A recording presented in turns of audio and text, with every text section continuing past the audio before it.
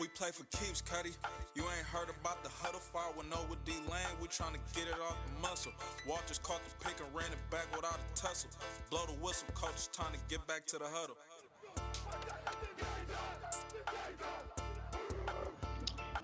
Welcome to the 510 Huddle. It's your boy, Coach D Lane. And today we got a special guest, man. Special guest edition pod.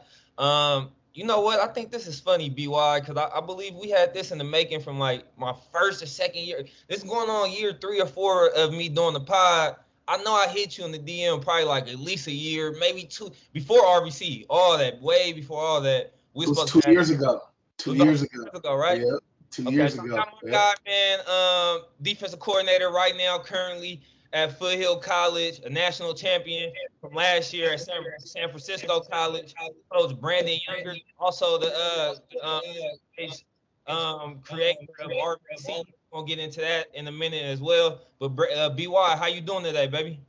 Man, I'm doing good, man. D-Lane, I appreciate you having me on. Like you said, it's a long time coming. I'm privileged to be able to jump on the pod and talk ball and talk all things, everything. So I'm juiced to be on. Thank you for having me. Most definitely. So you know what? I believe I remember when I hit you. It was either your cause you know you just got back to Foothill, but it was either the year you left Foothill or the second to last year. What year did your secondary like set a record with like 20, 30 turnovers and interceptions? We had 20 in 2019. That was a so it was in 2019 when you had reached out to me.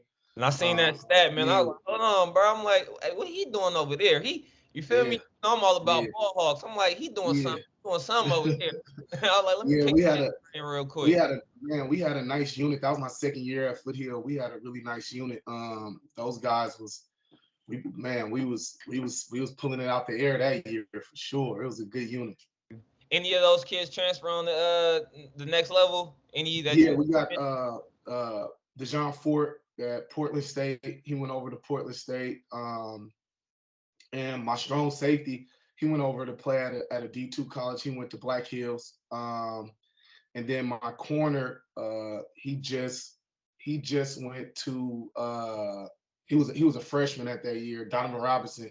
He's over at Ottawa. So we had some guys that went and played on the 4 year level. Okay, there you go. Well, man, we got a lot to talk about. But like I said a minute ago, BY, let's start with the present, and then we can kind of work back. You know, we can work back to Okay. get your football story. But Okay. before we start with Foothill and camp, let's start with RvC, man. Let's start with Okay. RvC because I gotta say routes versus coverage. That's RvC Coach BY's showcase that he created about 2 years ago, right? Correct? Yep. Yep. Yeah. 2 years. It's by far the most dopest showcase I ever been to, including my youth years coming up and my adult years being a coach. It's an amazing experience. Yeah, can you speak to what made you create that and why? So it started in 2020, during the COVID year. Just trying to be, having a ton of time on my hands. I actually was sitting with Coach E. Wash, and we was in his he got his his garage is a weight room area. We were just sitting there, just throwing a bunch of ideas off the wall. Like we was talking about creating a high school 7-on-7 league and just a bunch of different things. And just really, because I'm a creative, man, I've always just kind of had like a creative and just came up with the routes versus coverage because I'm a DB guy and he's a receiver guy. So I'm like, man, we should do something. At first, we was talking about doing something where we would get uh, we would get 10 DBs and 10 receivers and do a training session. And then from the training session, we'll just do one-on-ones. And Mm. uh, and then initially, I was like, yeah, we should just call it like, routes versus coverage, like routes versus coverage training. And then So just the way my mind kind of started working after leaving, I'm like, man, like that shit sound dope. In my head, I'm like, RvC. I'm like, it it had a came ring out the to it. way. It had a ring to it. I'm like, man, that sound dope. And then I call E. I'm like, dog, this it's special. In my head, I'm like, bro, it's like the RvC. It got just the ring. I'm like, the name sound good and it's Ross versus coverage. And then I just started putting the formula together. I was like, how can we create a showcase uh, that can have all of the components to help showcase players' individual skills, but then how can we like implement a 7-on-7 um, aspect to it, but then also like how can we make it interactive and engaging for the coaches too. um and then I started thinking like, it took a while to start putting together the formula. I'm like, man, if there was a way we could bring a bunch of kids to an event and then create a 7-on-7 team from there, like a fantasy draft, that'd be dope. And then just, after a while, just kind of putting together the formula, how many teams we wanted and stuff. Like we created the RvC, and our first one, we did it at Willow Glen High School. And surprisingly, it went like very, very good. A lot of kids that came because it was COVID. So we had a lot of interest, like a lot of kids that came out. And then, throughout the day, it went really well. The championship game was live. Like it was a live environment. The environment was crazy. So I was like, man, like this is something special. And then we threw the second one in the Bay Area, and it was even crazier. So then that year, just on the whim, because like we had a lot of time on our hands, I was like, man, let's take it to Arizona. Let's take it to SoCal. Let's take it to Oregon. Yeah. And we just up and did it just on some like, just F it, let's do it. And, so you got a little more equity in the second year, of course, after following the first year. But in that first year, excuse me. What's that first year like when you're traveling to these other regional spots, Arizona, SoCal, as far as leading up to the showcase? Is it a bunch of tapping in with guys on the ground, just on the ground that's already out there, or is it a social media approach? Like I gotta push it, or is it a combination of both? What was that approach like in year one? It was a combination. It was a combination of a lot of different things. Like I definitely use social media as a tool to like reach out to different people. I try to go and reach out, try to figure out who the top programs are. Contact those high school coaches, contact kids, ask kids, for one, also reach out to figure out who the 7-on-7 coaches are, reach out to those coaches. Hey, we're having this event, kind of tapping in with guys. It's funny because people like like our team, we kind of say it's almost like being a rapper going into another area. You got to like check in. Like that's how people, that's kind of how it was. Like people be like, oh, like, you call the trainers. And some people are more receptive than others, like as they are, because, people don't know us from a can of paint. But, we were able to, luckily we were able to reach out to a lot of people in those areas, and 7-on-7 coaches that got the same vision as us, want to create a platform for kids. And we're very receptive and put us in touch with the right people. But most of our outreach in regards to like getting kids to come to the showcase was via social media. But of course, we wanted to build relationships with the 7-on-7 coaches in that area, so that when we do come out there, for one, we got like the support of the area.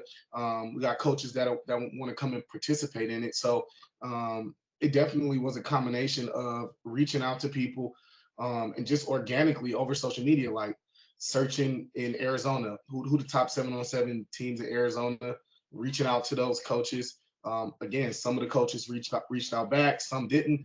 And even some of the areas, some people was opposed to us. Some people was like, man, we don't know y'all, like, they're not returning calls and all that stuff. But we like going into those places for the first time, you kind of like expect that. So, but after the first year, and kind of building those relationships and stuff kind of made it easier going into the second year. But to answer your question, we kind of did both, like use social media and reached out to different high school programs and 7-on-7 programs. Got you. And as far as on your regional tour, BY, what city has been the most lit, and what city has had the most athletic? And take your California bias out of it. Which city has had the best athletes so far, from which you've seen?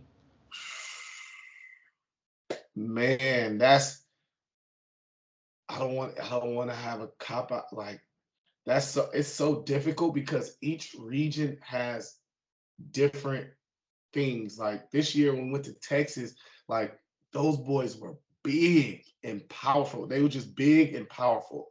Gotcha. But they didn't necessarily have the same speed and twitch as like California kids. Like Gotcha. California kids like change of direction was like it was more twitch, but the Texas kids like you'll see a 2025 and he's 6'3", 205. And like God, like our kid be like, yeah, I'm 2024. You like, bro, you look like you a grown man. You brought some trees back this year from Yeah. Z, and I have to say by far I can't remember his name, the white boy, but he was damn near the best DB at the Natty. Vanderton. Yeah, Vanderton. I like that kid. Mason Vanderton. Yeah. I really like that kid. I'm gonna keep an eye on him. And then last year, the linebacker, that big boy y'all brought last year from AZ, the linebacker, the one that had the beanie on, was at the Natty. I think he was a too. Oh, I know what you're talking about. He's from AZ. He's from Bullhead, Arizona. I can't think of his name right now. Yeah, he's a baller. He's a baller too. But yeah, most lit and most athletic. The most lit. Like when I say most lit, which tournament was the most lit? As far as which showcase that y'all did, which one was the most lit one? AZ is always turned up, as crazy as it sounds. No, I love AZ, bro. I get it. AZ. So the kids at AZ, like they be excited to be there. And not saying that the kids at the other places don't be excited to be there, because we went to SoCal, they excited to be there. Texas, they was excited. But as far as most lit, I would probably. So if I was to rank it, and I hate to do this, but I would say AZ, NorCal, Texas and Oregon is kind of like Texas and Northwest is kind of a wash, and then SoCal. But SoCal was lit too. But the kids in SoCal, it's just SoCal. They Hollywood. They like, they too cool. Like not too cool for school, but they just everybody like they know the cameras is there. They smooth. You know what I mean? They kind of. Where were you doing it at in LA the last 2 years? The same spot?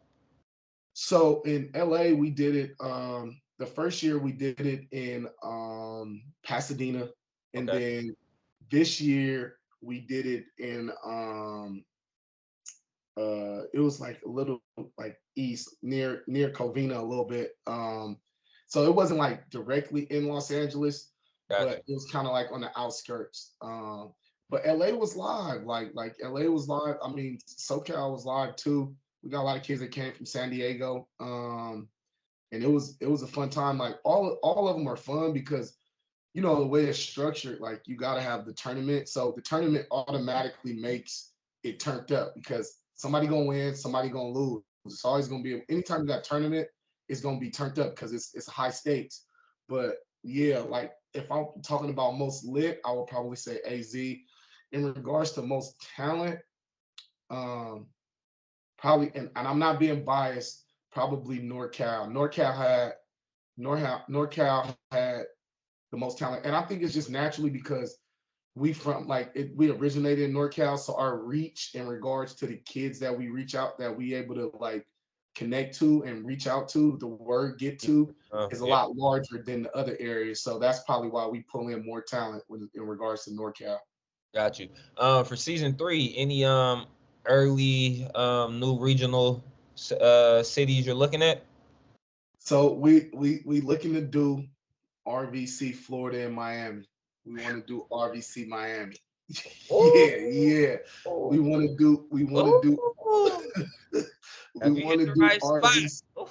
Dog, we want to do RvC Miami. And I think after that, we kind of gonna cut it off. So it'll be RvC NorCal, SoCal, Northwest, Arizona, Texas, and then Florida. And I feel like that's hitting every different region. We're from the West Coast, so naturally we're gonna have more events in the West Coast because that's just where we originated from. And who knows, like eventually season 6 or something, maybe we'll have it where we'll have more across the country. But yeah, we're looking to do RvC Miami, RvC Florida. That's Hey, kind of keep that's the cameras rolling the whole time when you down there, the, because I heard the speed different. I heard the the speed whole different. dude. I played JUCO with guys at Florida, and the speed is just different. Guys that Bruh, can run, I that don't can run. BY, were you in the JUCO ranks when I was playing at Laney in 2014? 15, I Nah, played. Okay, so I was at Oak Grove. we had played Chabot, and I think Chabot probably was on like a 3-game winning streak against us. Laney at the time, I think we're on like a 6-game winning streak against them right now. But at the time, they were on the 3-game winning streak, and they beat us that year. The 1 year I played, but I remember it was a close ball game. It was like 35 to 33 type deal. But we up with like 30 seconds left. It's the defense out there. We up, dime nickel package because they got to come out throw the ball. I think they on Yeah, minus 25, and they got yeah. to drive the whole field. Their best player, I believe he already had like 2 or 3 touchdowns in the game. I don't remember this kid's name. I don't believe he had grades, so I don't think he went to like a big school at the next level. But he was by far the best player on the field that night, damn near. And he was from Florida. He was a Yeah. quarterback, converted to receiver. He played kickoff return. He played punt return. He played He was everything. hot. He was Man, he hot, was huh? like that. And he caught a bubble screen. It was on my side. But you feel me? I feel like, hey, I did my job because I set the edge and made that. He cut He that shit spit all the the way edge. back. He cut it all the way back. Like, he cut the whole field back on us. Oh He my was number God. 3, I think, caught a bubble screen. But like this was like 2010, the clock running down, and he runs it. He cuts back on the whole field on us, runs it in for a touchdown. But the speed was different, like that. He put his foot in the Different. ground, gone. He put his foot in the Yeah. ground, he was gone. Yeah. Like I seen, Yeah. I punched. I had my hands on 2, made him go back inside. I Yeah. looked, I seen that foot in the ground. He was gone, bro. We Gone. had no chance. Yep. He Yep. So outran yeah, angles. He outran angles. That's what they do down there in Florida. Them cats yeah. outran angles. Yeah, yeah.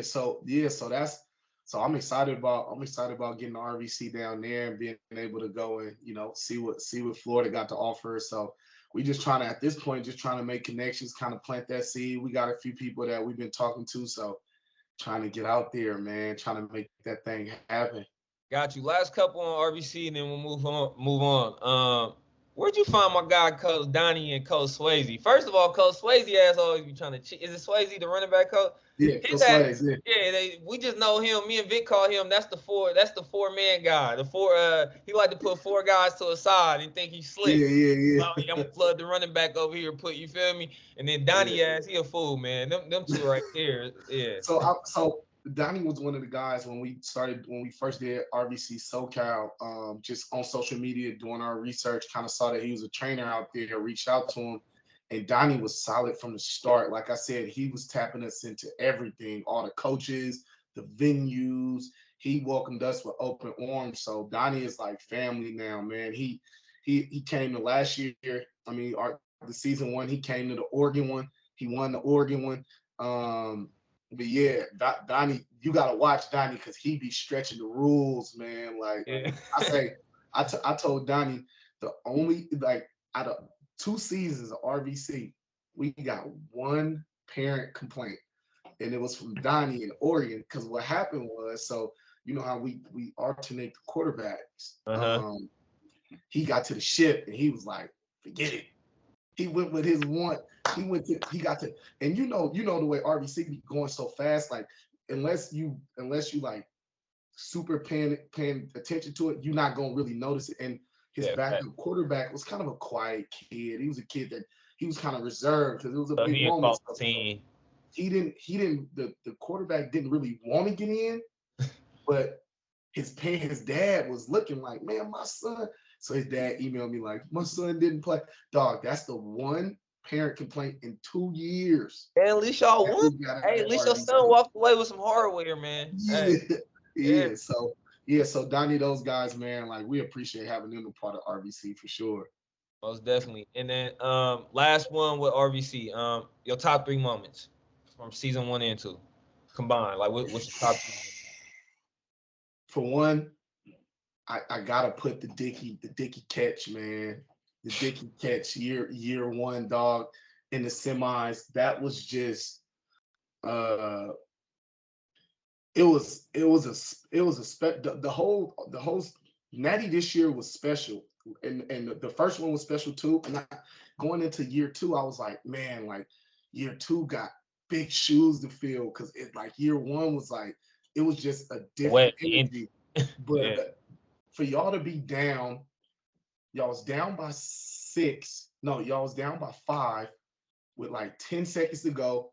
After the team scored, y'all rushed back. Everybody knew where it was going. Quarterback dropped back, just threw it up. He went up top, Marley grabbed it. Of course, we're talking about Jerrion Dickey. He's committed to University of Oregon. Yeah. He go up top, grab it, score, and then what made it even crazier, he gets up and the team is all celebrating. He ran straight to his mom, man, and hugged his mom, man. That was a crazy moment at the RvC Showcase. So that would be my number one moment. The second one probably was the second biggest moment was probably just completing the very first one and just kind of sitting back on it and seeing how special it was. That one was a really special moment for me. And then honestly, man, I know I'm on the pod, but I would say this year, Nationals, kind of watching you guys go back to back, because, I felt like we brought in some really good coaching staffs, and I was like, this is gonna be a challenge, and to see y'all go back to back, and just the plan and the thought process that you guys put into it, and kind of seeing it come to fruition, it really showed you that like y'all got a formula and it works. And for me, like I think that's super special, and that's kind of what the RvC is about.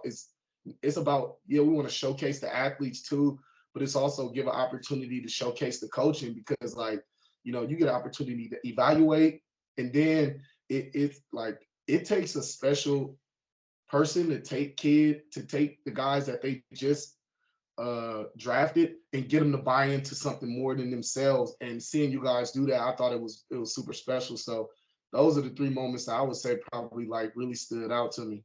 Yeah, man, and I gotta thank you just for the showcase, because I know for a fact, and we tend to do this on our journey. I know on my coaching journey, I've questioned myself multiple times on just capabilities as a coach. Can I really teach the shit? And yeah, man, I know me and Vic was having conversations after year 1 and 2 after winning it, and we were just like, damn, man. We don't understand some of the struggles we have on our 7-on-7 circuit with some of our kids. Like, and then we're running some of the same stuff, basically the same stuff, and we're able to teach a group of kids this in 20 minutes. So it kind of confirmed to me, like, okay, I got a niche with it. I can figure my way out. I could teach it a little bit. Still got room to grow, but yeah, man, thank you for the showcase, man. It's dope. Yeah, absolutely, man. I appreciate having y'all. Yeah, let's talk about JUCO, man. We'll talk about your stops.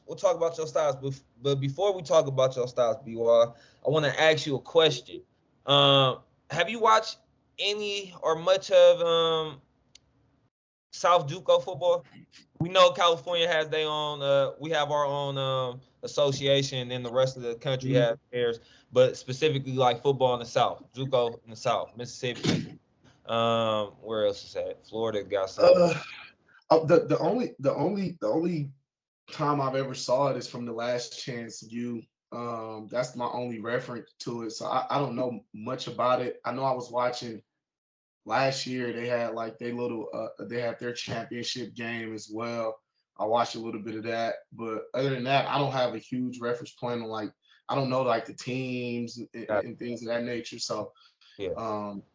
But I know there's always been like a thing with like, oh, California JUCO and the South JUCO and who can hang and who can't hang. I know that's always been like a narrative. And I would love, I think it'll be great if one day the 2 conferences can figure something out and potentially do something with the champions from each region. That would be dope. I asked that question because like you said, I had the same arguments at my university with my teammates, being JUCO cats. Oh, so, I'm in Mississippi. It's better over here. We got better JUCO football. But man, I forgot where I was at recently, and we were watching some Cole Lynn tape. I believe Cole Lynn is in Mississippi. Schematic wise, BY, like they doing a lot. I feel, I was in JUCO last year, California JUCO last year at Laney. I feel like, we can tend to be lazy as far as it can be bland coverage wise, especially on the defensive side. Like I feel like a lot of teams is just running man for the most part, running some variation of man, quarters, whatever. Just not doing a lot. Man, watching this 3-3, I believe they was running a 3-3 stack at Colin, the tape I was watching, and they were just merging into a 4-2-5, 3-4, 4-3, but they were just running a lot of different shit, man. On the back end and even offensively. So I believe we have, I'm a Cali guy. I'm always rap and say I believe we have the better athletes or have athletes that can definitely hang, but. Scheme wise, I feel like they're definitely a step ahead, a step or two ahead down there for sure. I think a lot of it has to do too with like, I mean, and it's no excuse, but like a lot of JUCO coaches out here, we got like a bunch of other stuff going on. Like I know in places like that, I know in places out there, like those coaches are like full-time coaches, like that's what they do. Opposed to here, like myself, like I'm part-time faculty at Foothill now, but I still have a 9 to 5 that I work. So, I would love to, be able to, go into more detail and be more detail oriented or put in more stuff. And, a lot of our guys don't live on campus. I know a lot of those guys, they got guys that live on campus. So I just think you have more time with the athletes. But yeah, I would definitely like to see, the Cali JUCO continue to grow. I haven't watched it a ton to see like the different things in regards to the schematics, but it's definitely my goal to continue to push forward and be, multiple and be able to teach different things and be able to get in depth with the scheme and show different looks and be very be simple, but also have different things that we can do and different pictures we can show the offense so that we can stay, a step ahead and kind of keep the quarterbacks confused and keep coordinators on their toes. So definitely something I want to continue to grow in that aspect in regards to like, continuing to grow as a defensive coordinator and kind of building my book to make it, as intricate but also simplistic so that the players can pick it up, but intricate enough so that you keep those coordinators up at night. Definitely. Let's speak a little bit. Try to keep it brief because I know you at a new spot now, new school. But can we just speak a little bit about your time at City last year, and what that championship season was like, putting that together? Did you know early on? What was the energy like? What was that? What was it like putting that season together last year? You guys were undefeated, right? Yeah. What was that like, B? Dude, it was. So I got in March. So did you even make spring ball, or you just got to spring ball? Yeah, I just got the spring ball. So what happened was, so when I first got hired at Foothill, Coach Collins, to his credit, like he had reached out to me like, man, that's a great hire for like this. After I was leaving Oak Grove, he's like, that's a great hire for Foothill. You're gonna be the shot in the arm the program needs, and et cetera, et cetera. And during the COVID year, I had a really good relationship with Coach Grant, and Coach Grant and I was talking, and he was like, B, man, it'd be dope to have you here, and et cetera, et cetera. And I was kind of like, man, we had just done something really cool at Foothill. We had our first undefeated season in school history. We lost in the championship to Reedley that year, but we were building something, and I was really comfortable in the program. But Coach Collins kind of reached out, and I was having conversations with Coach Grant, and initially I didn't take the job initially. I was like, I want to stay at Foothill. And then Coach Grant got hired at UNLV, and then Coach Collins had called back, and we continued to have conversations. And long story short, I accepted the job as the defensive backs coach there. And when I got there, man, it was, for me, I looked at it as a challenge. I looked at it as a challenge to, for myself as a coach, for one, to go and see what the A-League was all about, see what the hype was about. And then it was a prestigious program that hadn't won in a while, since 2015. So I felt like I can go and, I felt like it was an opportunity for me to go and be able to provide some value.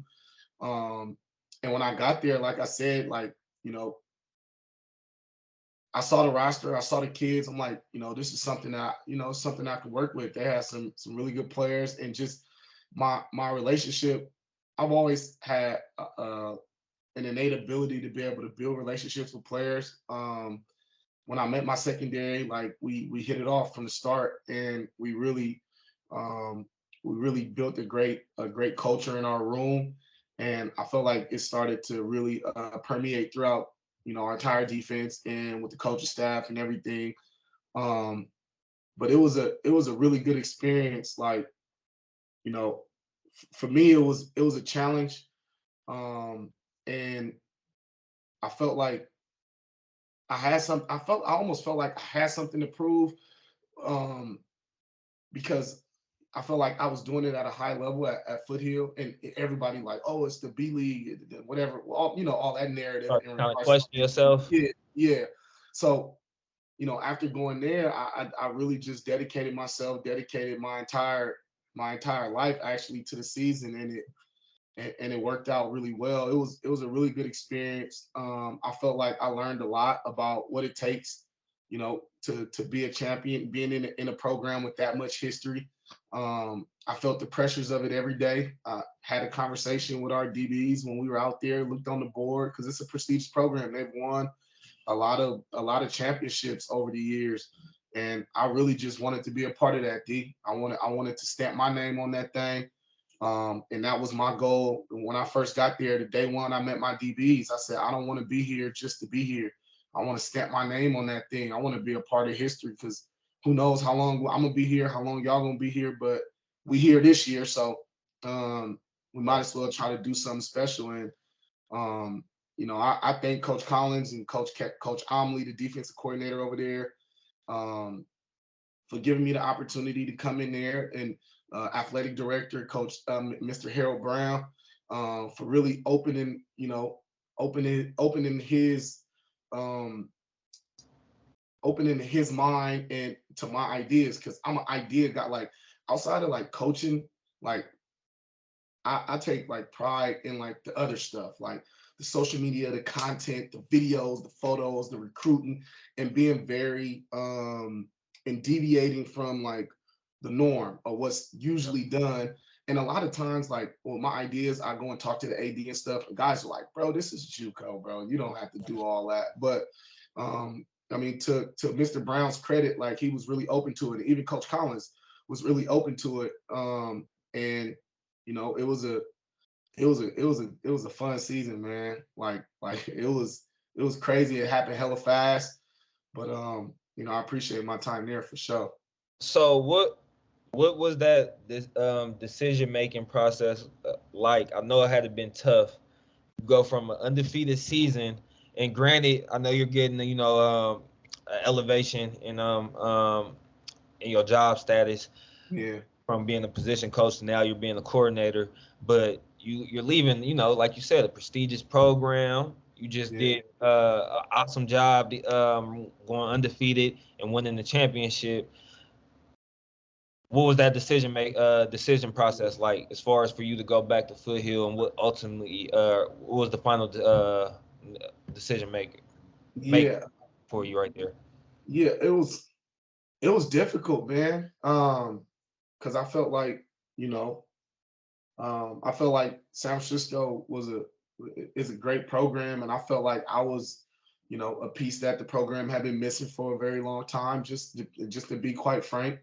But also, I'm 38 years old. I've been a DB coach, and I felt like I kind of hit the peak of a DB coach and the things that I can do as a DB coach. And I kind of wanted to transition and take on more responsibility. Didn't want to be a DB coach my entire life. I don't want to be going into my 40s being a DB coach. Like being young, like you're a young cat. Like you got the opportunity to continue to grow, and hopefully by the time you in your mid 30s, you'll be in a position where you have enough knowledge to now you can start running your own defense. But just sitting and talking with my wife, the familiarity that I had at Foothill, them offering me a part-time faculty position was super important, that job security. But also, again, like I said, just taking on more responsibility as a defensive coordinator and wanting to learn and wanting to grow and wanting to develop more and kind of challenge myself more. And, being able to go back to a program that quite frankly has a blank canvas. I like kind of how I look at it, D, is like, before the Bulls were the Bulls, it took a Mike to go and make them the Bulls now. You know what I mean? Like before the Warriors were the Warriors, it took a Steph to go and make them the Warriors now. The Warriors gonna be the Warriors. Like somebody else can come and be great at the Warriors, but Steph built it. You know what I mean? And I look at a place like San Francisco, like it already has a bunch of culture and history. And, I feel like what we did in last year is going to be stamped forever, and it can't, you can't ever take it away from it. But that's George Rush home. And that's George. That's George's.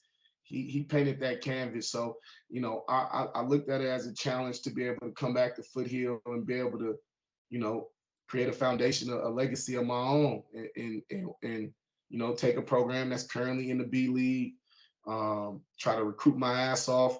My first year as a defensive coordinator, continue to, challenge myself, as an individual and try to, take the program and take it to places that it's never been before. I think that's the biggest challenge of it all. Like I could have stayed in San Francisco. We could have won back to back, but at the end of the day, it's already been, it was a George Rush before. So I think it was more, on top of the fact of the opportunity to be a defensive coordinator at the age of 38 and kind of transitioning in my coaching career, taking on more responsibility. I think it's also just, challenging myself and being able to say, okay, can you do this? Like, can you go back to the B League and can you help build a program with Coach Ravio, who's the head coach over there? Can you go back and can you help build a program and make it a prestigious place? You got a blank canvas. So, it's there to be done. It's going to be a challenge. I know that. Like, you got the San Mateos of the world, the San Franciscos of the world, the Laneys, like all these prestigious programs that got a ton of history. But, before the Warriors were the Warriors, it took Steph, and nobody saw it coming. So, trying to build something, man. You're trying to build something ground up. So that's love that.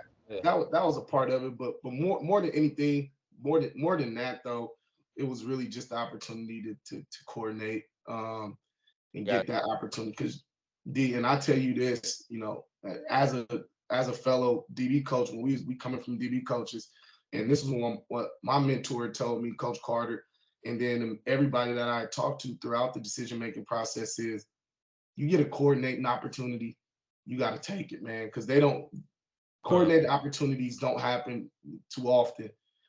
So, and I feel like I'm happy with what I've done, man. Like I get to make the calls, and you know what I'm saying. But I definitely understand what you're saying, man. You feel me? You feel like you plateaued at that position. Being a defensive backs coach. Now you're transitioning into being a coordinator. Quick shout out, man. I love Coach Rush, man. Shout out my guy, Coach Rush. I only met and known that man for 2 weeks of spring ball when I was on my little JUCO tour in high school, and he made me feel like I was his son in 2 weeks, man. I really love that man. He was awesome, great human being, great football coach, but even a better human being, man, for real. The crazy thing is, I ain't even met Rush yet. You still? You gonna feel the love as soon as you meet him. He a real cool dude, man. I haven't met him. I guess So he wasn't around that all last. he just tried to keep his, he tried to keep his distance a little bit to not overshadow. He got a lot of weight that he carried with him, and just kind of being around. I know it can. So you didn't see him at all around last season. He wasn't around at all. He was so they were saying he was at the games, but he never was like inserting himself. He'd be up in the stands, kind of following it from a distance. So yeah, Gotcha. that was kind of that thing. But it was a crazy season, man. Got you. Let's talk a little bit about your new position, being the defensive coordinator at Foothill College. What type of players are you trying to recruit? What are you looking for to add? What type of players are you trying to add to your defense, BY? And you kind of spoke on it earlier, but what's the mindset heading into this season? Yeah, so I think our recruiting strategy here is to find guys that really care about what they want to do with their life, and what they want to pursue, and good players that care about what they want to do with their life. Because what I'm sure you understand is, in junior college, you find a lot of guys that are lost, and they kind of used junior college as gap years to kind of figure out what they want to do with their life. And I tell guys this all the time: don't use our program as a gap year. We want guys that are that want to go and play at the Division I level, want to go play at the 4-year level, and that want to go and attack that. If you're doing this because you just don't know what you want to do with your life, and you got just 2 years, you're trying to figure, like, that's not going to work, because the standard that we have here is going to be a standard to help guys get to the 4-year level, and we want guys that's like-minded. But in regards to like the defensive line, we want guys that are, big, strong, can play fast, smart. Again, guys that care about themselves, care about their family. His family is important to me, but also, guys that's looking for another opportunity. Same with the linebacker and the defensive back position. But more importantly, I want to continue to reach out to guys all over the country. And, I don't want to be like the Oakland A's of JUCO. And I say that all the time. Like, I don't want to, like, we're in the Bay Area. Foothill is in the Bay Area. This is a big market. And I want to operate like a big market program. I want to recruit guys. Yeah, I want to recruit guys in the backyard. We want to get guys in our backyard and keep our backyard in our program, but we also want to get guys from across the country. And we want to bring guys into our program that want to come in and make an impact, but also share those same values in, wanting to come to a place with a blank canvas and build something and be able to look back on it 20 years later when we've won 10 national championships, or we've won a ton of national championships, and be able to look back and say, man, I was a part of building that. I was a part of the culture, a part of the teams that helped build that, legacy. So just guys that really want to come in and kind of challenge themselves and do something that haven't been done before. Like the same way I felt like I took a leap of faith of leaving a very prestigious program after an undefeated season. I want guys that want to come in and take that same leap of faith and want to come in and say, yeah, I can go and be a part of this program or that program, but I want to come to Foothill and I want to come and do something special because I believe in the coaching staff. I believe in what they're doing. And I truly care about it. And that's another thing, without being too long-winded, like, I want guys that really care about it. Like, D-Lane, this, man. It take a lot of sacrifices to do this stuff. Like, the last year at San Francisco, there was times that I didn't see my kids. And those are conversations I was having with my DBs. And I was like, man, I'm not making these sacrifices to lose. And that's the same conversation that we have when we recruit guys. Like, I don't want you to come to this program if you're not going to be willing to sacrifice a lot of different things. And it takes that sacrifice to get what you want. And, and it's tough every day, leaving and coming home. My kids sleep. I wake up. I got to go to work and come home and they sleep. And I'm, last year it was a point I dropped my daughter off. And I told my DBs this, man, I dropped my daughter off and I said, I'll see you later on tonight. I dropped her off at school. She said, no, you won't, Dad. I'll just see you in the morning. I was like, oh, man, because she know I was going to be gone. By the Yeah, time she was asleep, she knew I was gonna be gone. It's just those harsh realities is kind of like, some of the things that, when you recruit guys, I want guys that kind of have that same goal. It's like these next 2 years of your life we're gonna make a ton of sacrifices, but at the end of the road, it's gonna be well worth it. And I thought, those sacrifices I made last year, being able to hold my son and my daughter and my wife at 13-0 and celebrating the championship, there's no better feeling. And then being able to parlay that into a defensive coordinator position, that's what it's all about. So, I want to recruit guys that's willing to make those sacrifices and willing to put themselves in the best possible position to earn scholarships, man. yeah, most definitely, man. No coach want to coach a player that we care more about it than the players. I hate that. I know me. That's a pet peeve. Mhm. I can't want it more Yeah, than you. I yeah, hate that shit. yeah. BY, you kind of spoke on it right there, man. Give me some tips, man. I just became a father, with a little newborn of my own, little baby Ace. Yeah. But you do a Congrats, man. great job. Thank you, man. Thank you. But to me, from what I see, it looks like you do a great job of having that work-life balance, man. What do you do as far as because it seems like whenever I see you, you always got your wife, always got your kids with you. Um, you guys are always doing activities on social media, family engagements and whatnot. Yeah. What's that work-life balance for you? How do you have some type of balance between the two? Well, for one, I try to include my family as much as I can with my coaching career, as much as I can. Try to bring my son to practice as much as I can. My family make it to all my games, but on those Sundays, which is probably the day that you get the most time, I dedicate it to them, and I try to spend as much time with them as possible in the off season. The biggest thing is just having a partner that truly understands it, man. And I'll say this right now, I wouldn't be able to do anything if it wasn't for my wife and the sacrifices that she made, and us kind of sharing the same goal and mindset of, wanting to be successful as a football family. But the biggest thing, D, is any free time that I get outside of coaching, even during the season, I try to dedicate it and give it to my children, and give it to my wife.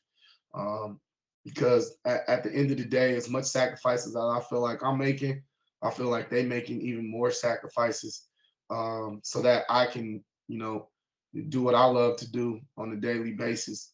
So I would say the balance comes with taking the free time that you have and pouring it into your little one, pouring it into your little man, pouring it into your wife, and letting them know and constantly reminding them that you appreciate them. I appreciate turning around and seeing my kids in the stands screaming daddy, or hearing my wife being very critical in the stands about my unit and how they playing, because she's a critic. She's my biggest critic. Yeah. um Yeah. but I appreciate I those be on it things. for sure. Yeah, she be on me. But and then again, just being able to, and the reason why I like to, and I know a lot of people not like this, and I talk to coaches all the time, like, oh, I don't put my family on social. But for me, being an African American man, and dealing with a bunch of kids, and having a bunch of kids in my room, and a part of the team that come from the same places that I come from, and didn't necessarily have fathers in their lives like me. I didn't necessarily have my pops in my life all my life, but being able to show them, that it's possible to work your ass off and be dedicated to something, but it's also a balance of being a father and showing them like what it looked like, and how it is, and like being able to be that image so that they know, like, I'm just not bullshitting when I tell y'all that, I'm making these sacrifices for my babies, but I love my babies, and the time that I'm gonna spend with them, it's gonna be valuable. So I try to put that out there as much as possible, just so that, my players can see, or any athletes that's following me, or people that's following me can see that, like, there's a balance to it. Yeah, I love my football. I love football, but I love my family too. And anytime that I can get to be able to spend with them, I'm gonna pour into them. Yeah. So Yeah, that's the biggest thing I'll say, that man. representation, man, that's big. You feel me, for our black babies, most definitely. Yeah, To see hell that, yeah. on Front Street. So definitely want to tip my hat to you for that, BY. I got like two more topics, right? Quick topics right here for Heck you. yeah, I got let's some do it. quick hitters after that. Um, I did want to ask you this though, BY, because I know it's something that I'm currently working on as a young coach. I know my mentor, my head coach from college. He's the defensive coordinator at Baylor now, Coach Ron Roberts. He did a great job at marrying the front with the back end. You know, marrying Mhm. the simulated pressures and the stunts and the games up front with the Yeah, back end with the coverage. yeah. How you go about that? That's something I'm still trying to learn, especially with the front and the games and marrying the two with the back with the coverage. Yeah, it's like for me it's all about the front. So what I try to do is like without giving up too much information, what I try to do is if I marry my coverage with my fronts, but I definitely like if I'm bringing a pressure or simulated pressure, I definitely want my coverage to try to cover that pressure, if that makes sense. So if I'm bringing a fire zone, a field, the three, if I'm three under 3D, when I'm sending five, field side pressure or boundary pressure, I try to marry my coverage behind that to Plug um, that guy's try coming. to plug where that guy is coming from. Got you. Um, and a lot of what I like to do, I like for everything to look the same but not be the same. I want to give the quarterback the same picture always. Bogey. We call that a bogey disguise. Yeah, So yeah, real quick, BY. So I played for you know Greg. I know you know Greg Williams, right? yeah. Defensive I coordinator, know Greg Bounty Wood. Gate for the Rams, Yep, yep, for the yep, Saints. I played yep. for his Saints. son, bro. I played Okay. for his son in college. Coach Blake Hmm. Williams. Fucking fool, man. This guy's crazy. But as far as X's and O's, he knew his shit, man. He knew his shit. And I believe I know one game my sophomore year, we had like 10 turnovers in one game. I had like 2 interceptions in the pick six. We led the nation that year in sacks. Yeah, I did cool. I was all right. Yeah, I'm turned up. Yeah, we led the nation in picks, turnovers, sacks, and everything that year. That one year he coordinated us, but I know the biggest emphasis he had was having everything look the same, but it not being the same. And he called it the bogey disguise. He used to be like, "Hey, we got to bogey everything. I don't want nothing to Yeah, look the same at yep, all." Yeah, yep. And I think, like I said, that's the same. That's the same with us. And I think it really goes. Um, I think the secret to it is everybody, like each each each core understanding what everybody is doing so that they understand how to make it look the same and how to for it to be different. Like in our secondary, like I preach it all the time. I want my corner to know what everybody is doing. I want my corner to know what everybody in the secondary is doing, so that when we are giving these disguises and when we are um, showing these different looks, you understand where you can manipulate things and where you can't, and kind of how fast you want to roll into it, and kind of how slow you want to roll into it based off of what's happening around you. So, yeah, that's huge. That's always been something that I've always loved, and always have implemented in my secondary and like whatever program that I've been a part of. That's always something I've talked to the coordinator about. Like, hey, do you mind like if when we send in that field side pressure, do you mind if we keep the two shell for to the last minute and then roll into it late, or can we show can we show a boundary blitz? Can we show a boundary blitz and then roll into our field side blitz so that we can give the quarterback a different picture? So yeah, that's something that we like to do a lot. Without talking to. I know you got people who will be tapped in. You know what I'm yeah. saying? You know what I'm saying? You gotta pick. But hey, at the end of the day, it's gonna look the same. You just gotta guess right. Yeah, I gotta pick at your brain just a little bit, BY, on the Yeah, X's. no, definitely. Last topic question, then I got quick hitters to end us off. But know you're a town cat, Oakland guy. Can you speak a little bit on your time at Oakland Tech, being an Oakland Tech alumni? What was the OAL scene like at that time? And then speak on a little bit on your college career. Man, yeah. Man, like I say this all the time, man. I love my city, man. I love the town. I feel like it gave me all the tools that that I need in order to be a successful football coach in regards to just my mentality and kind of, my approach to the game. And you know how it go, D-Lane. Like, it's like you got to really be like, it's dog eat dog. And our OAL, my experience with OAL was like, it was phenomenal. And just playing in the OAL league, that's when Skyline was really good. That's when Beam was at Skyline still, and Coach Carter was at MAC. So we had a bunch of good coaches. Coach Delton Edwards. I had Coach Delton Edwards. That's my coach at Oakland Tech. I played with Marshawn. I played with Josh Johnson. I played with Verdell Larkins when they were young Bulls. So the league was very competitive. But one thing that I learned and kind of the culture in OAL league was, it don't matter if it's your friend, your brother, your cousin, if they lined up in another uniform, it's fun. And if you coming across the middle and they got opportunity to take your head off, I don't care if it's your cousin, y'all just had a sleepover the last night, he gonna take your head off. He gonna let you know about it.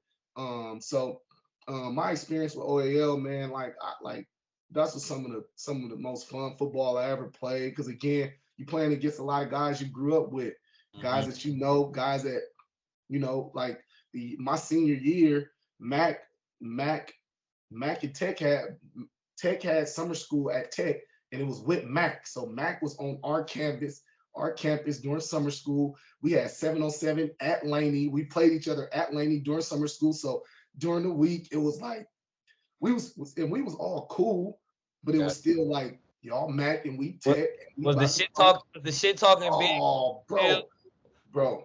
Oh, I already know. Listen, it was so much shit talking. And then when we played them during the season, so that was the year Tech was getting a field redone, because Tech was a grass field. We was getting our turf field done. So my whole senior year, we didn't have no home games. We was playing all away games. So we had our homecoming.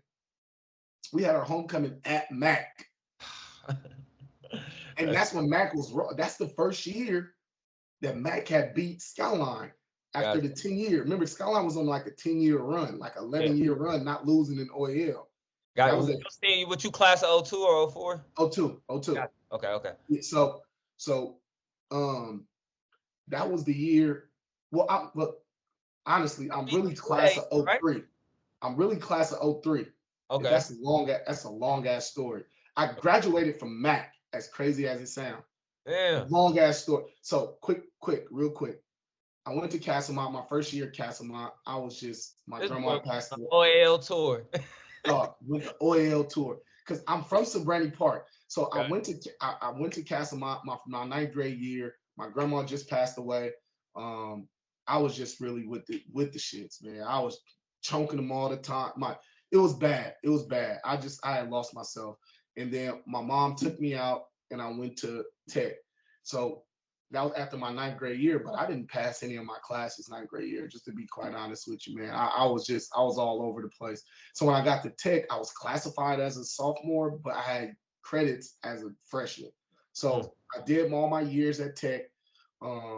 Tech had a new principal come in, and he was on some, if you ain't got your credits, you can't come back. So went to MAC, finished my high school year in 03.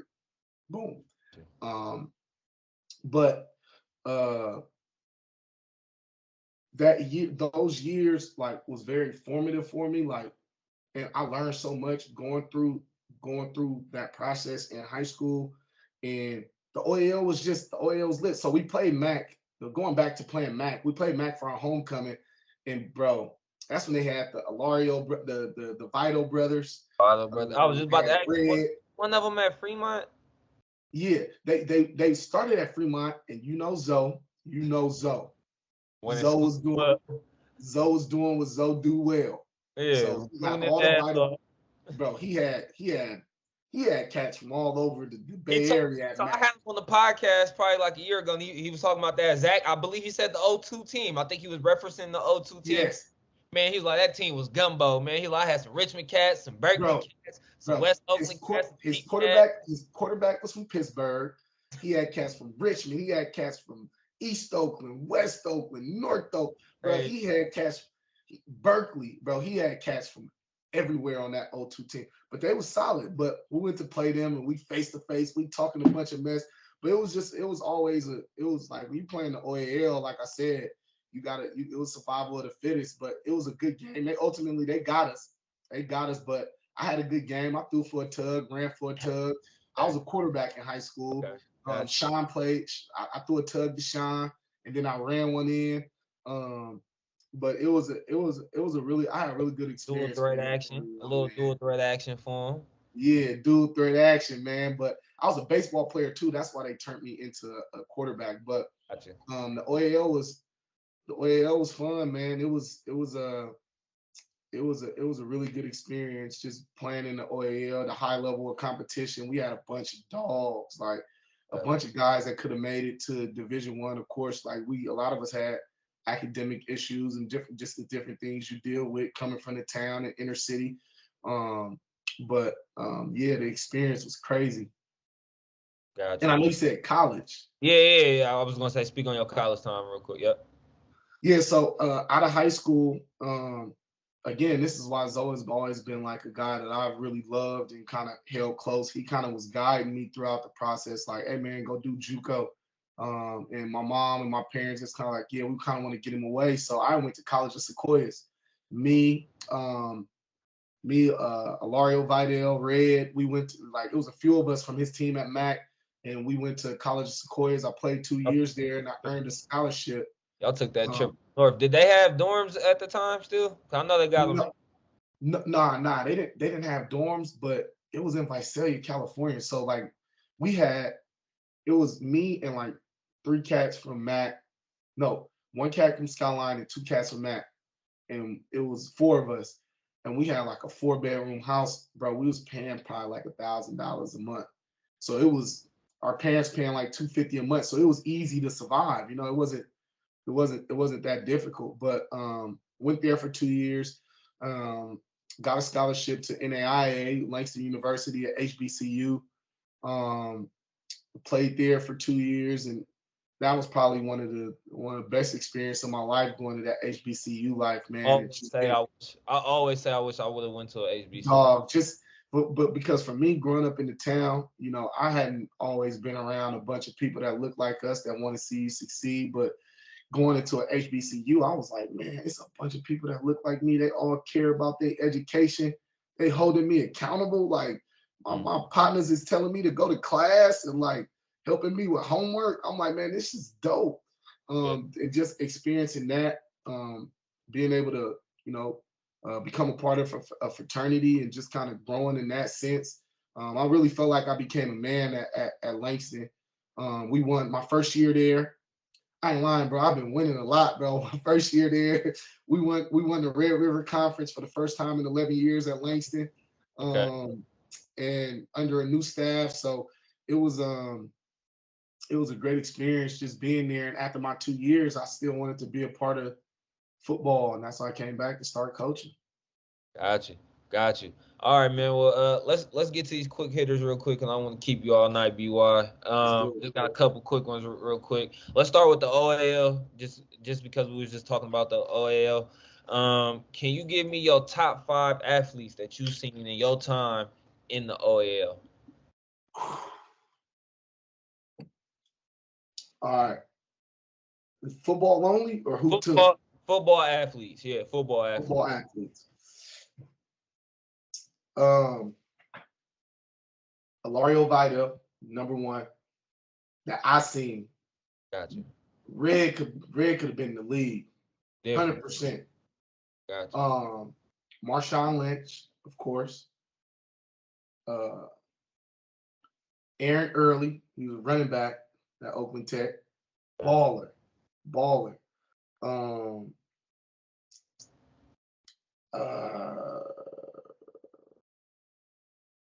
3, got 2 more.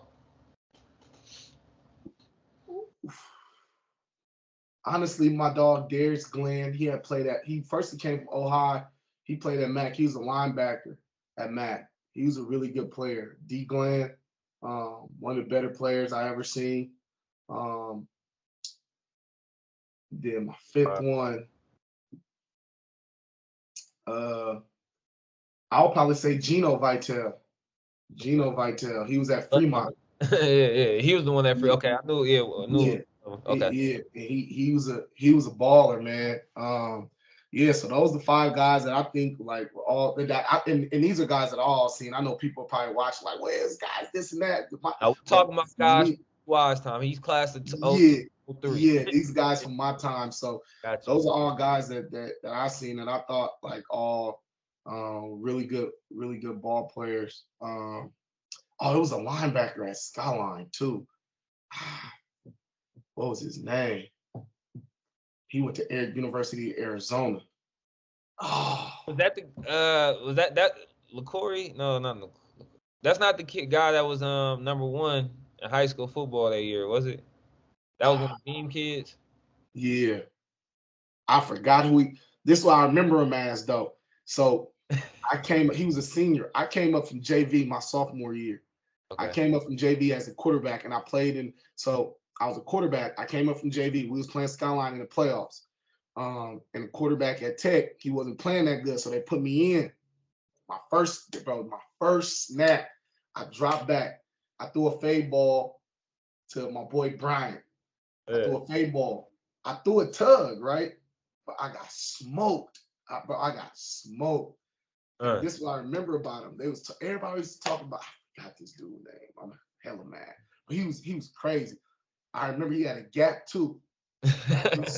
He smoked me and he hit me as I released it. Boom. Yeah. And when I got up, I heard the crowd screaming. We was getting blew out. We was losing though. We was down by like 28. I threw the tug. I heard the crowd screaming. He had hit me. He had got up and he was looking over me. And I realized I threw a tug. I was talking so much shit. Get off me. You can't just talking a whole bunch of mess. But he was a dog. I'm so mad I can't remember his name. But he was a really good player too. I remember him watching him fly around. Your top 3 coaching inspirations. Of course, Coach Alonzo Carter. Just the man that he is and kind of what he's done for me throughout my life, not only as an athlete, but as a coach, as a man, as a father. My dog over at Texas A&M Commerce, Kyle Williams. I actually just met him last year, but the relationship that we've built over the year, man, has been invaluable. Just the information that he shared with me. With the game and just as a person and coaching. What he coach at Commerce, BY? He's a defensive coordinator. He's first year DC as well. Okay. But he's well versed, well traveled. He's actually younger than me too. But I think they moving up to D1 this year too. Yeah, they are. Yep. They're moving up to D1, and we've been having like great conversations, and he's really made a huge impact on me. And then the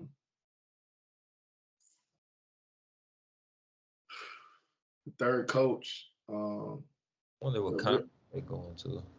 But the third coach that really made an impact on me is my receiver coach, Coach Jonathan Taylor, at Langston University, and a lot of his philosophies when I was a receiver, it's a lot of the things that I implemented as a DB coach. He was very detail oriented. You can take a touchdown, 99-yard touchdown to the crib if the ball was in the wrong hand on the sideline. If you was running down the right sideline and you had the ball in your left hand the whole time, he would rip your head off. And you can juke a guy, jump over a guy, stiff arm a guy, spin, shake another guy, score, and win a championship. And he'll be running up to you, screaming at you about getting that ball in that ball security. So Coach Taylor and I, we still talk to this day. Is he still coaching? Is he still coaching? Yep, he's coaching high school ball right now. Okay. He's a head coach in Texas. He's a head coach in Texas right now. But Coach Taylor, just super inspirational, man. Just kind of he really left an imprint on me as a coach. Got you. Last two. I love to do this with all our DBs, BY. So I gotta do this with you. All Let's right. do it. We're gonna build out our all-time DB. All right. And I'm gonna give you about 6 or 7 traits, and you gotta Okay. pull it from a player. All right. Ooh, All okay. right. Ready to go? All right. Man coverage. Champ Bailey. Love champ. Zone coverage.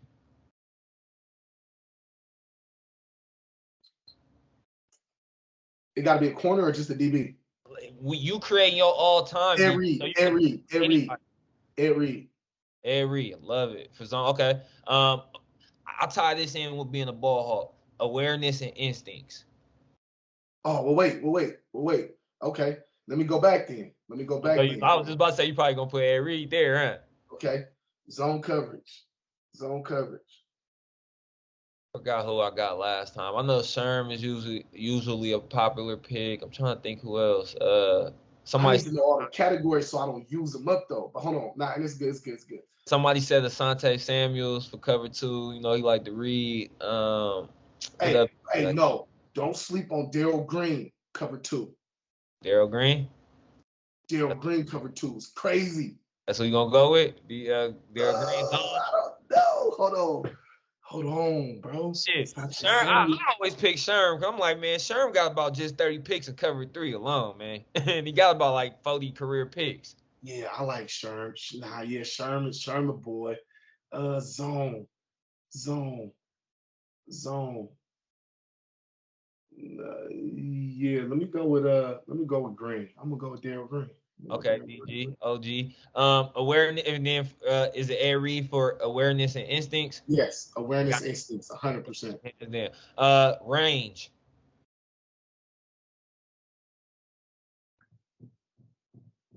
Ed Reed could be there too. Shit. Earl, got Earl Thomas. You got Okay. Let me put Seawood on awareness and instincts, and then let me put Ed in range. Can I do that? Yep. That's cool. All right, I'll talk about it in a second. Tackling. Troy Polamalu. Troy. Okay. Speed. Oh no. Wait. Sean Taylor. Sean T. Okay, that's a popular. Both of those guys are popular picks. Whoa. Hold on. Steve Atwater too though. Steve Vanakia. Hey, you know which one the last one I got was Bob Sanders. And I forgot about OG. My boy said Bob last time. I was like, if he didn't get hurt. Bob Style is the reason why he wasn't playing for so long. Exactly. He was out there. He was trying to kill cats. Bob was dangerous. Atwater used to be laying that hat too. I'm a Raider fan, so I remember playing the Broncos all the time. Twice a year. Atwater used to be coming down laying that hat. Yeah, I'm gonna stick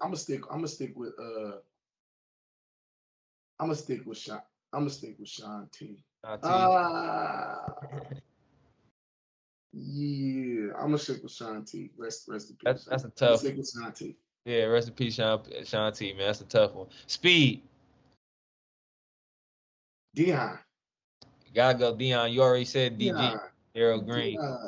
I think Dion said Daryl Green was faster than him. Daryl Green was hot. Yeah, he was fast. He was blazing shit. Last one for this one. Size. So just overall stature at the position as a DB. But a boy or just size? So like, who would you want in stature as a DB? I know Sean Taylor was like that. I'm trying to think who else was built like that. Cam. Got Cam. We around you lot. Had good size. Cam. For size. Cam was a dog. Cam could play linebacker. Remember when he hit Vernon? He changed Vernon Davis' career. Hey, knock that boy out. Hey, to me, after Vernon got hit, he was never the same player. You don't think so? He was never the same player, bro. Cam was out there. Hold on, no, what? I kind of miss Brian Dawkins on one of them things that hit thing too though. Dog, come on. You know, I'm an Eagles fan. I love B-Dog, man. Dog used to be out there acting like a maniac too. Man, a monster. Man, A monster on the back end. Yeah, I love B-Dog. cold. Those some cold questions, man. Yeah, that's a good. That's a good one. Last one, BY. All-time secondary. Give me your 2 corners, a nickel, and your 2 safeties. I got Deion on one side.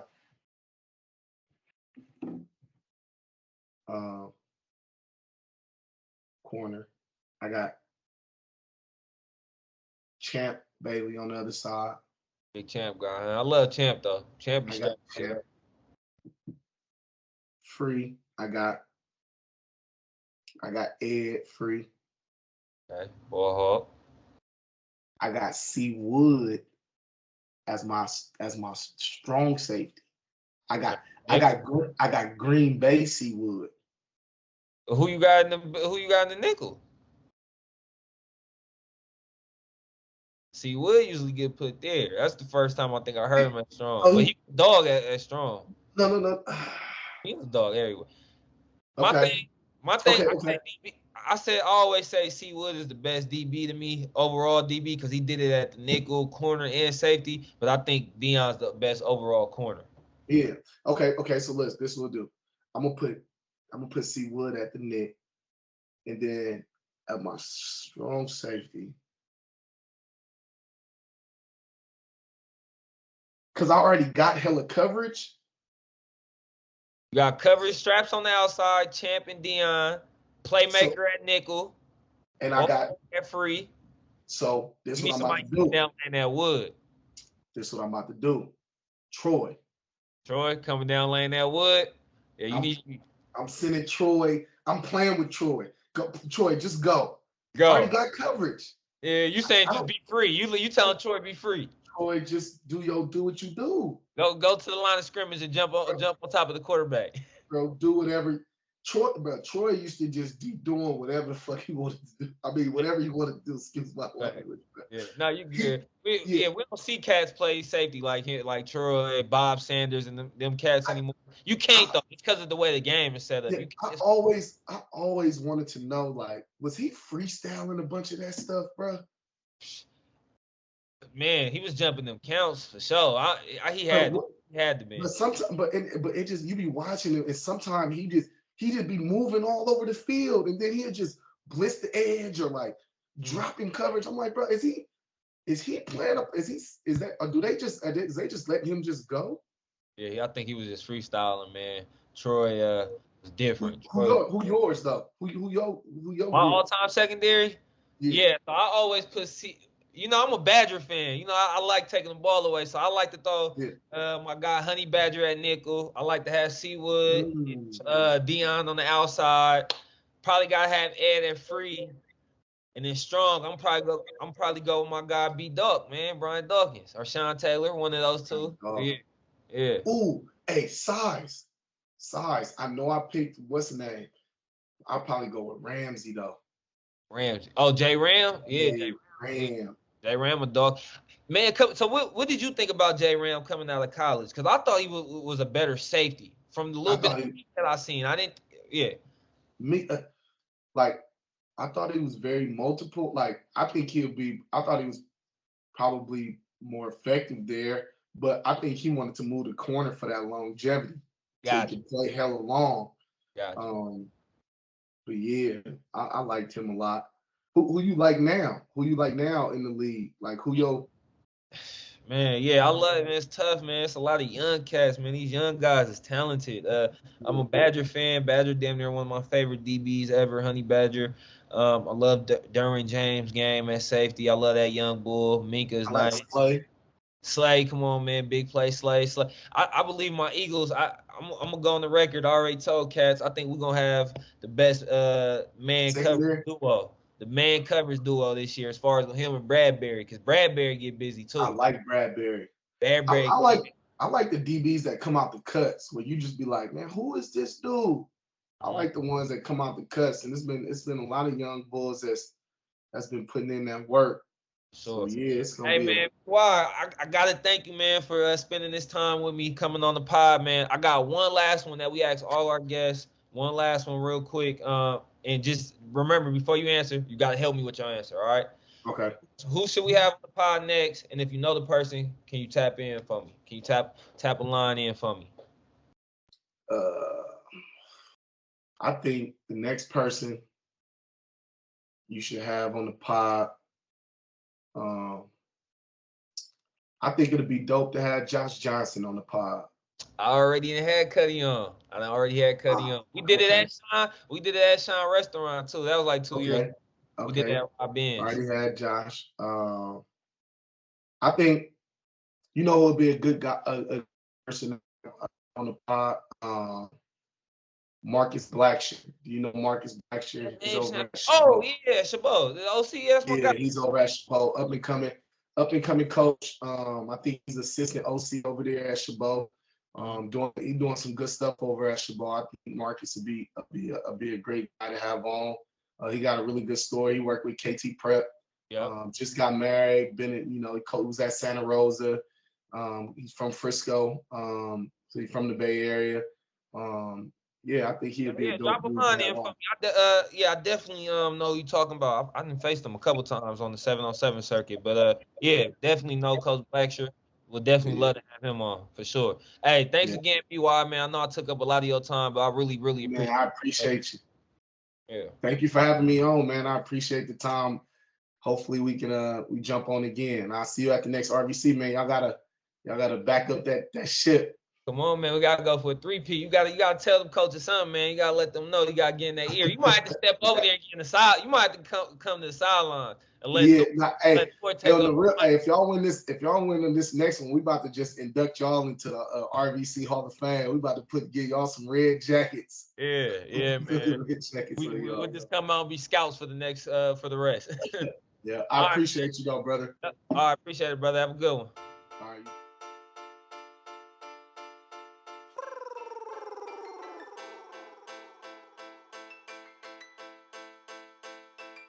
We play for keeps, Cuddy. You ain't heard about the Huddle fire with no with D-Lane. We tryna get it off the muscle. Walters caught the pick and ran it back without a tussle. Blow the whistle, coach is trying to get back to the huddle.